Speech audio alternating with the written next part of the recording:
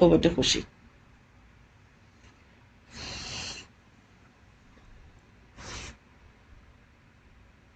A Legend of Northland by Phoebe Cary. And over to Khushi. Khushi will take us through the lesson. The the poet of the poem A Legend of Northland, and she was an American poet in and she was also the sister, and both of them had co and Phoebe Cary, which was in 1849, Okay, so far we have understood that their poetry. the So poet she was is brought up in a university. Phoebe Cary, and her sister. They were both into writing, and this poem is written by Phoebe Cary. Can kindly continue, Khushi? Uh, household and also pressed by list services. The poem A Legend of Northland. It is also a collection, which is Ballads for Little Folk, All right, the word which is ballad. The word compiled and ballad. Now, edited what by what do you Mary understand by the word ballad? A Clemmer collection in of ballads for little folk by Alice Phoebe Cary. What do you understand by the word ballad? Have you heard of that word ballad earlier? Okay, ballad is a kind of poem which is in the yes, story in short stanzas. yes. Ballad is a kind of poem in which a story is narrated or a folk tale is narrated, and the idea is conveyed through a narration, and it has got certain elements of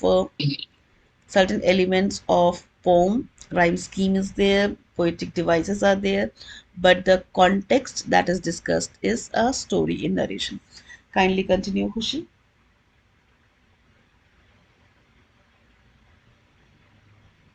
But later on, she died on July 71 in Newport, Rhode Island, and Phoebe Carey and Alice Carey were buried in Greenwood Cemetery, Brooklyn, in New York. All right. Can we pause over Introduction to here the poem. and A Legend of North. can we pause over here and go Yes, ma'am. on to the poem?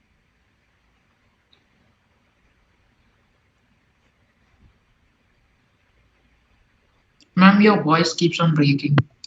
All right.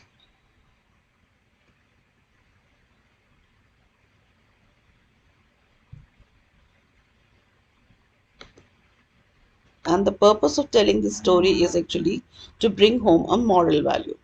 The poet says that that he doesn't think that the story is true, but if he tells the story to the reader, maybe the reader could learn a lesson from it. The story gives an important message to the children that they should be careful with regard to what they are doing in their day-to-day life. Once, when the good Saint Peter lived in the world below and walked about it preaching, just as he did, Saint Peter is an apostle or a Christ, a disciple, a follower of Jesus Christ. That is how it is conveyed. That means in order to establish good and bad moral values, uh, Saint Peter represents the good. Now, preaching to give a religious talk over here, the story is about Saint Peter. When Saint Peter used to live in the world and went around giving religious lectures to the people, just like all saints, and then an incident happened. And now, what was that incident? Let's move on to stanza number 5. He came to the door of a cottage in traveling around the earth, where a little woman was making cakes and baking them on the hearth. Hearth is a fireplace where you cook food.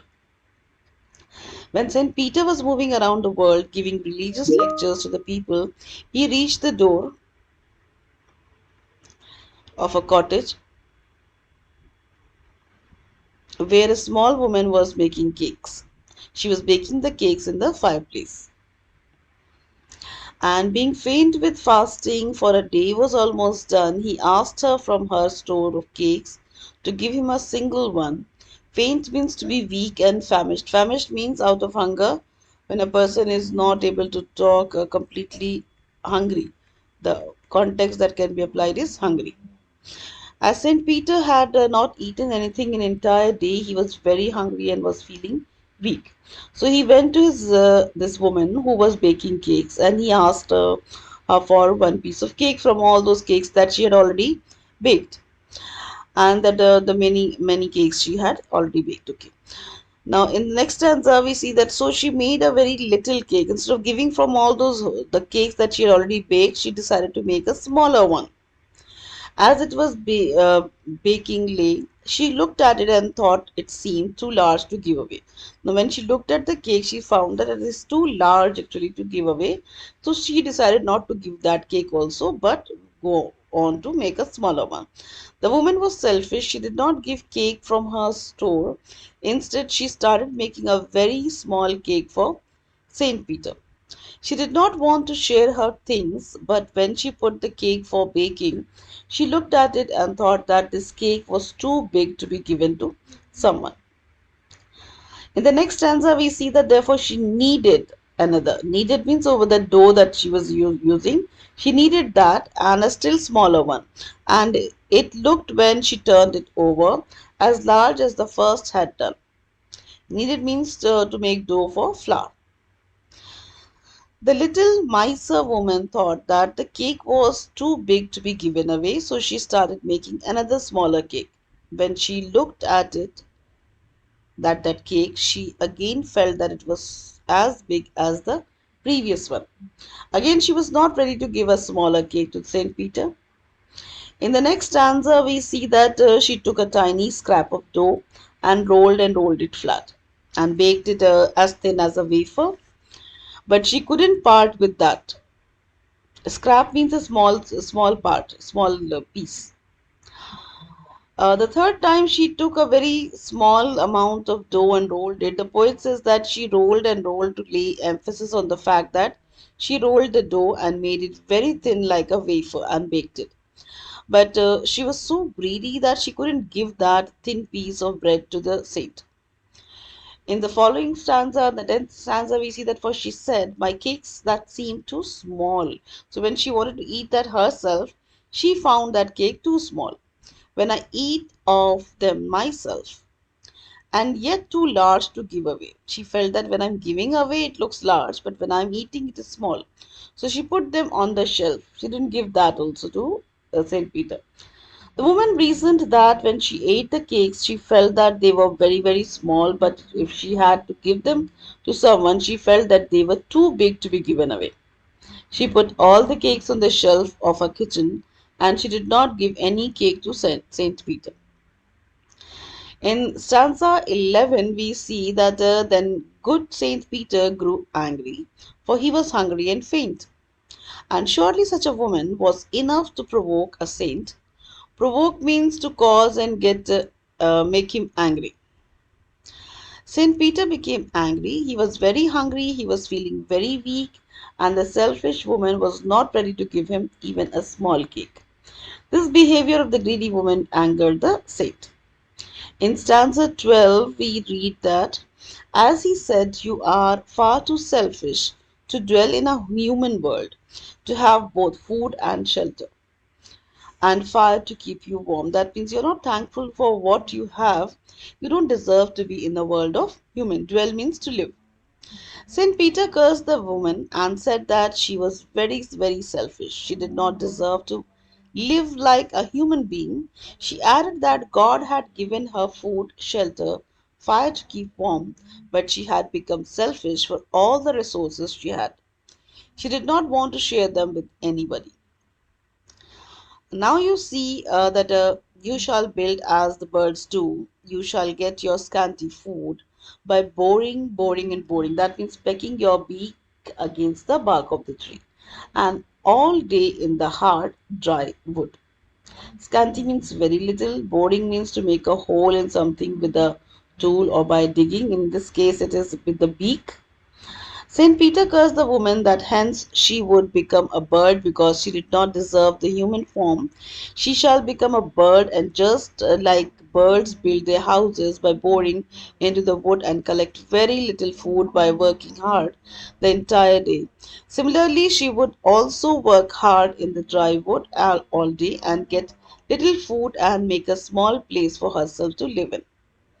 Then, on the next stanza number 14, we see that then up she went through the chimney, never speaking a word, and out of the top flew a woodpecker, and she was changed to a bird. As soon as Saint Peter cursed the woman, she did not get a chance to speak for herself because that very moment she flew up to the roof through the chimney and flew out in the form of a bird. St. Peter's curse had converted the woman into a bird. In the final stanza, we see that she had a scarlet cap on her head, and that was left the same, but all the rest of her clothes were burned black as a coal in the flame. Scarlet means bright, brilliant red color. When the woman turned into a bird, at that time she was wearing a red colored cap on her head. This cap was there on the bird's head also, but the woman's remaining clothes had burnt and turned to ashes, black in color, just like the coal. Stanza 16, and every country schoolboy has seen her in the wood, where she lives in the trees till this very day, boring and boring for good. Country means belonging to the countryside. Over here, it means the rural areas. People who live in the countryside even have a small, if the small children who go to school, this story is narrated to them in order to bring home a moral value that one should not be greedy. It is seen, the bird is seen in the woods, and they see that this she stays there all day and keeps on digging in the wood with her beak. And to date, this story is passed on from one chest to the other in bringing home the moral values. The elders tell the stories to the younger one. They say that the bird used to be a woman earlier. She was very greedy, and so she was cursed by Saint Peter and turned into a bird. They get a teaching that they should not be greedy. This was the moral value that is taught in this. Now let us go back to the original poem and look at the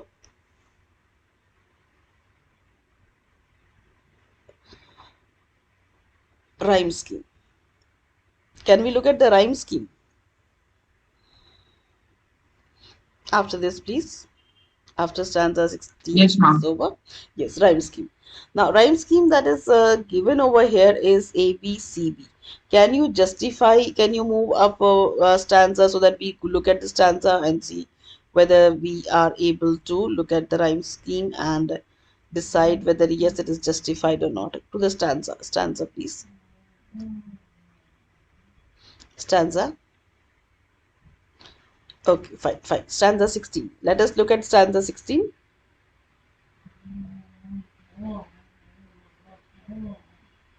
Is it the first line of the stanza?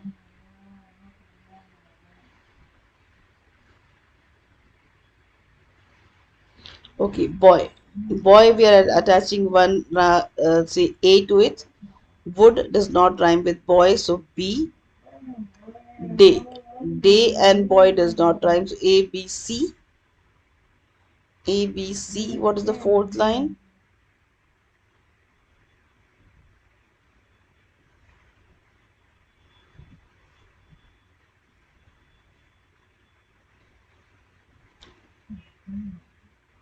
A, B, C. Ma'am, wood and food rhymes. Wood and food. Wood and food. So A, B, C, B. Now let us go back to the rhyme scheme Ma'am, that Ma'am, was wood and given to us. So A, B, C, B. Let us see if we go back to the rhyme scheme that was given to us, whether it rhymes or not. Let us check. A, B, C, B. I think it does rhyme. So that is justified. The next poetic device or the literary device that is given over here is alliteration. What is alliteration? It's the repetition of a consonant sound in two or more closed words. For example, blue bubble blue, blue bubble blow. Okay, so B sound, B sound, B sound in these three words is a consonant sound, so it is called an alliteration. Now let us see the examples that are given over in stanza 1. That, they, them, through. The word th sound is repeating, so that is an alliteration. In the next stanza we have they, the, so th sound again is repeating. Look like, so L sound is repeating, that is alliteration. Funny, furry, F sound is repeating, so that is also an alliteration.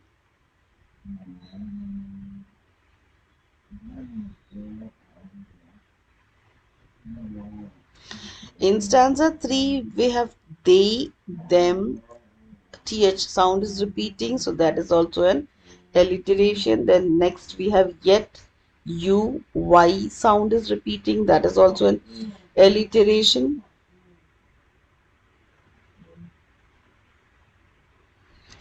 Learn, lesson, L sound, L is a consonant that is repeating, that is an alliteration.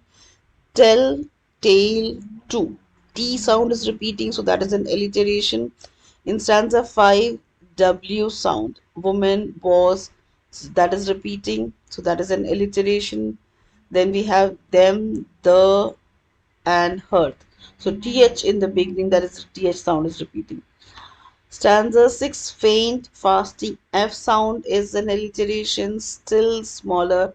The S sound is an alliteration. Stanza 9, took, tiny, T sound is an alliteration. Then we have seem, small, S sound is an alliteration. Build, birds, B is an alliteration. By, boring, boring. Over here it is repeating the word boring. Boring, when it is repeated, that is actually repetition. Now let us see what is repetition. Any word or sentence is repeated to lay emphasis. That is called repetition. How is it different from alliteration? Alliteration is only one letter or sound that is repeated. Repetition is actually a word or a phrase that is repeated. Let us see. Away word is repeated in stanza 1. Away, away.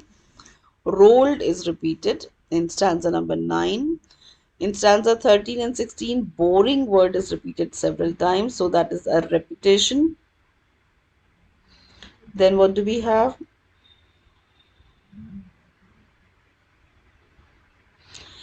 Enjambment. Let me explain enjambment to you. Enjambment is actually the flow of idea within a stanza from the first verse, second verse, third verse, fourth verse.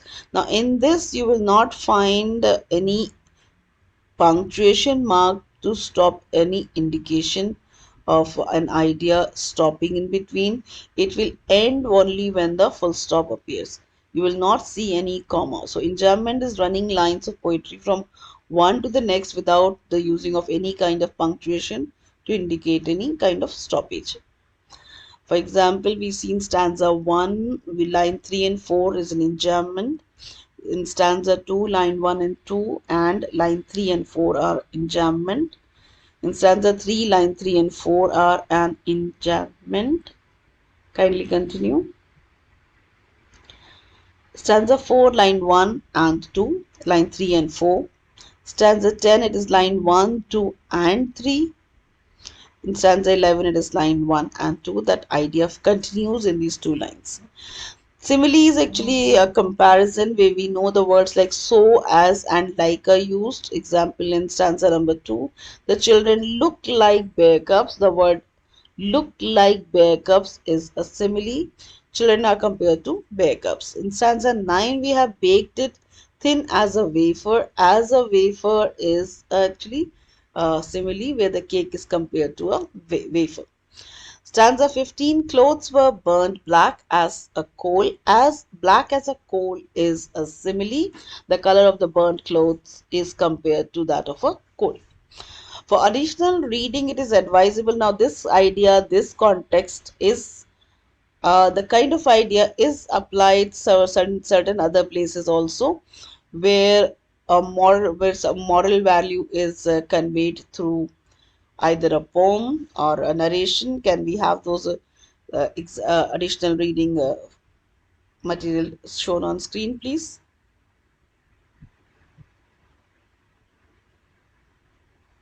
Devanandan, can we have it on screen, please?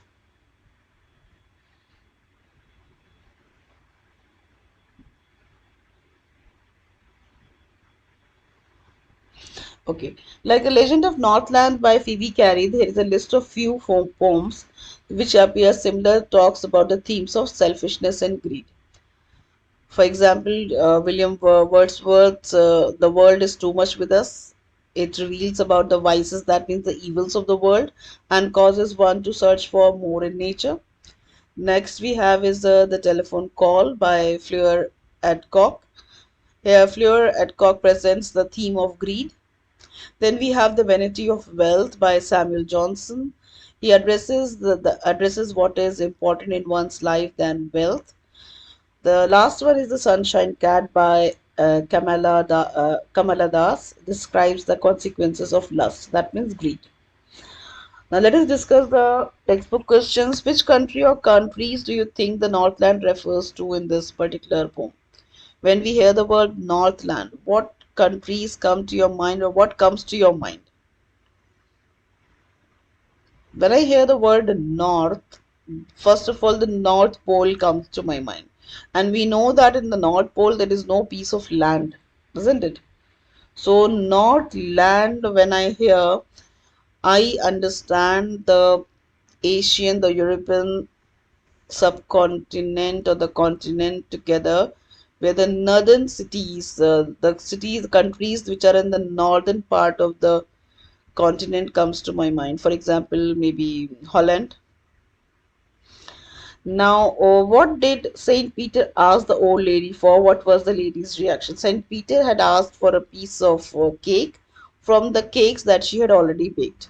And what was the lady's reaction? The lady did not give the cake immediately. Instead, she decided to bake another cake, which was thinner and smaller in size. How did he punish her? How did he punish her? Sorry. He punished her by cursing her that she should become a bird Ma'am, because she was not thankful for whatever food and warmth and fire that she had. So she did not deserve to be dwelling in a human world. So he punished her to become a bird, a woodpecker. How does the woodpecker get her food? The woodpecker gets the food by pecking and boring into the wood, and if it catches any worms, or then only it gets its food for eating. Do you think that the old lady would have been so ungenerous if she had known who Saint Peter really was? What would she have done then?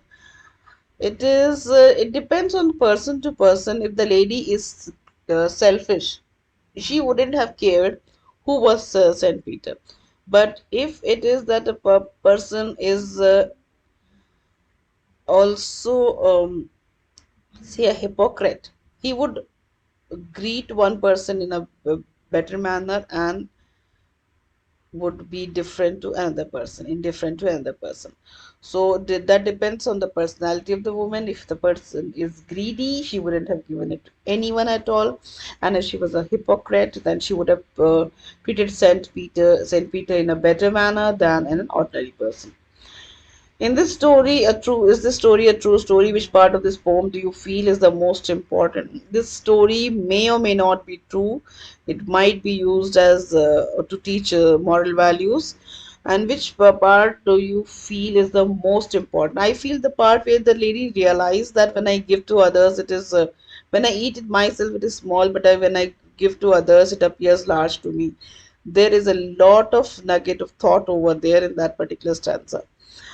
What is a legend? A legend is actually a heroic character. Why is this poem called a legend? The legend is it is called a legend because it has got a heroic a kind of quality which gives a thought to the person. If you want to become a hero or you want to become a person to be known, you need to reflect and be different from, and maybe ward off evils and vices from your personality and make yourself different.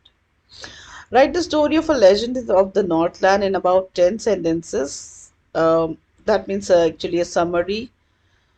Let's look at the words at the end of the second and fourth lines, that is snows and clothes, true and you, below and no. We find the snows rhymes with clothes, true rhymes with you, and below rhymes with no. Find such words as rhyming words. So this question advises us to look for rhyming words. That is also, uh, I think it's a task that we can indulge in pairs or groups or individually. Are we done with it or we have got something more in store?